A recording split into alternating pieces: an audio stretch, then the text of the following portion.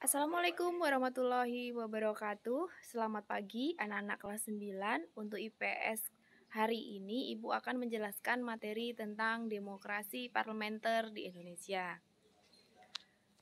Sistem demokrasi parlementer di Indonesia berlangsung antara tahun 1950 sampai 1959.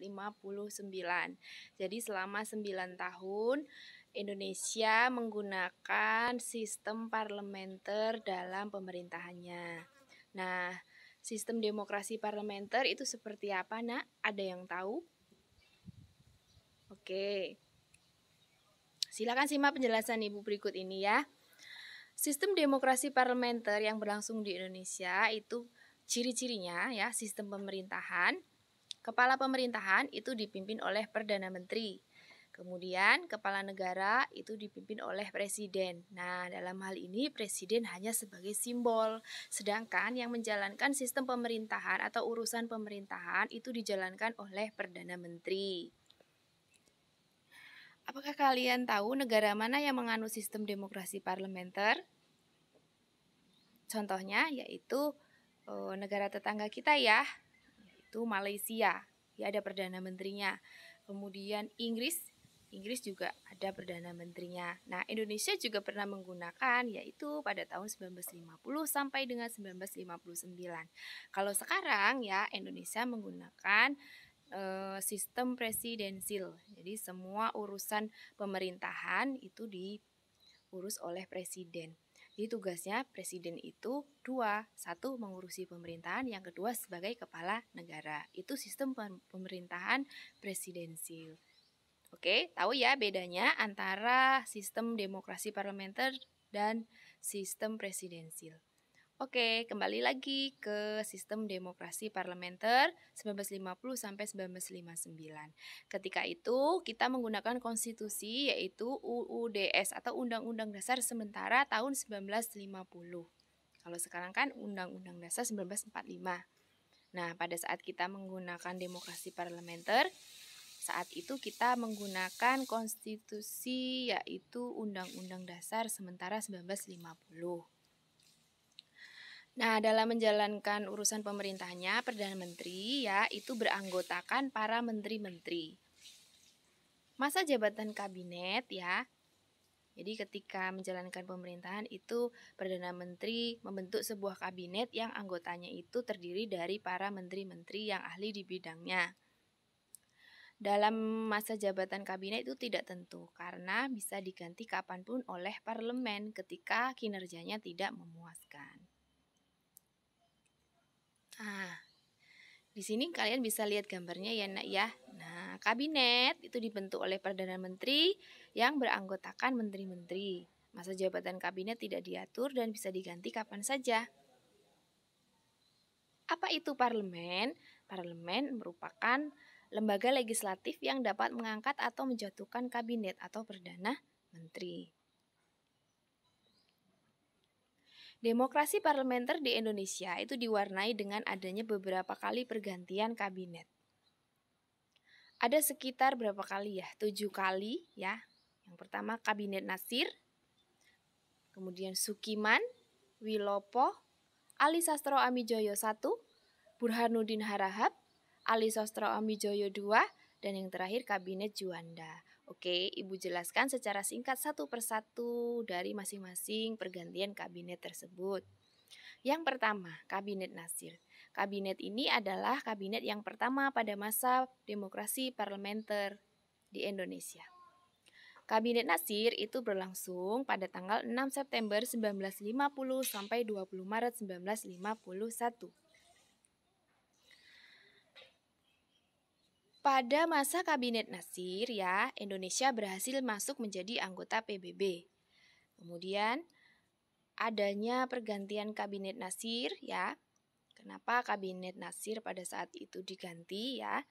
Itu karena adanya mosi tidak percaya dari Partai Nasional Indonesia tentang pencabutan PP nomor 39 tahun 1950 yang dianggap lebih menguntungkan Partai Masyumi. Kalian bisa lihat di situ tokohnya, Muhammad Natsir. Nah, setelah Kabinet Natsir itu digantikan oleh Kabinet Sukiman. yaitu pada tanggal 27 April 1951 sampai 3 April 1952. Bisa kalian lihat di situ tokohnya? Ya, Sukiman ya. Nah, kenapa diganti antara kabinet Sukiman? Karena adanya penandatanganan kerjasama Menteri Luar Negeri dengan Amerika Serikat, sehingga pada masa kabinet Sukiman ini dianggap memihak ke blok barat. Oleh karena itu, kabinet Sukiman diganti oleh kabinet Wilopo.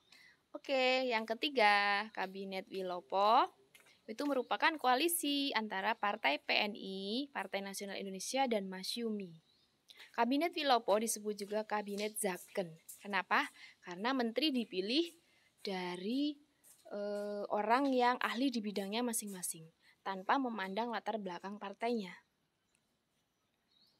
Kenapa kabinet Wilopo itu diganti oleh kabinet Ali Sastro Amijoyo? 1. Karena adanya peristiwa Tanjung Morawa di Sumatera Selatan.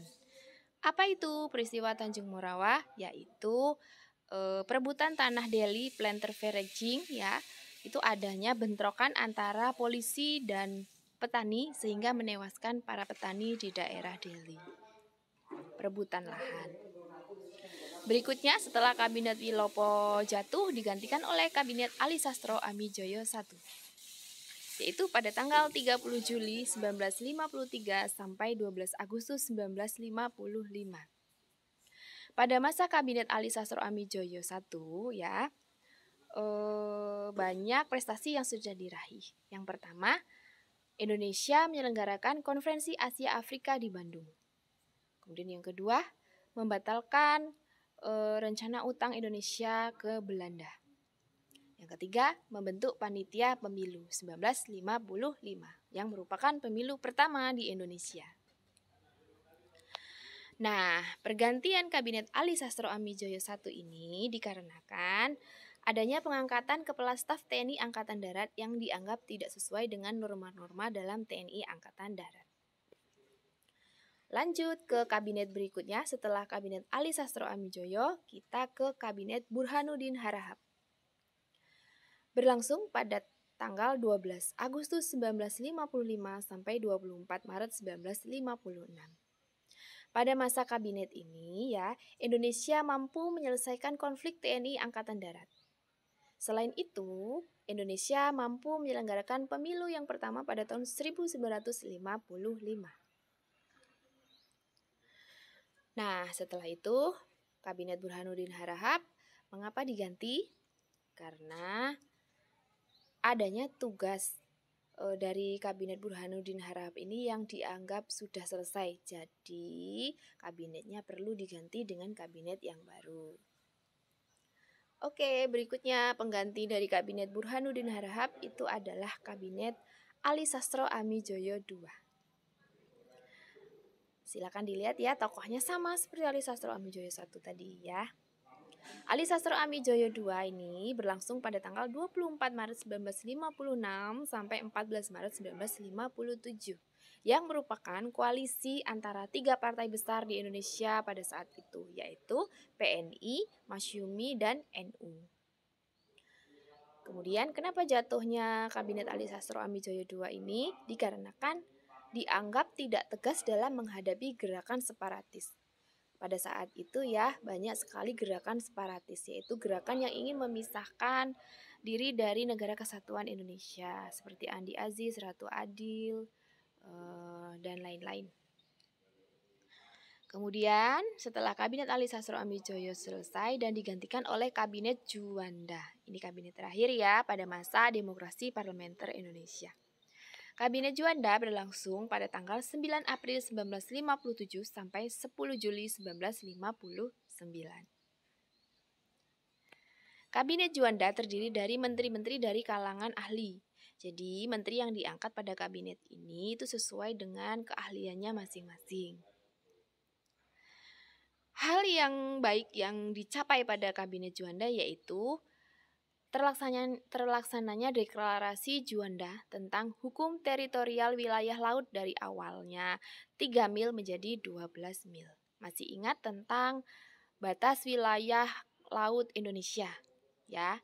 yang awalnya 3 mil dari garis pantai ya, pada kabinet Juanda ini diperpanjang dari 3 mil menjadi 12 mil. Nah, batas laut teritorial itu adalah batas kelautan wilayah Indonesia yang ada di laut. Oke, itu untuk eh, beberapa kali pergantian kabinet yang terjadi pada masa demokrasi parlementer di Indonesia, yaitu berlangsung antara tahun berapa? 1950 sampai 1959. Nah, tugasnya adalah yang pertama, silakan nanti kalian kerjakan LKPD yang Ibu kirimkan di WA Group. Setelah selesai, kalian presentasikan hasil kerjamu, hasil kerja LKPD-mu dalam bentuk video presentasi ya. Boleh menggunakan TikTok atau boleh menggunakan YouTube.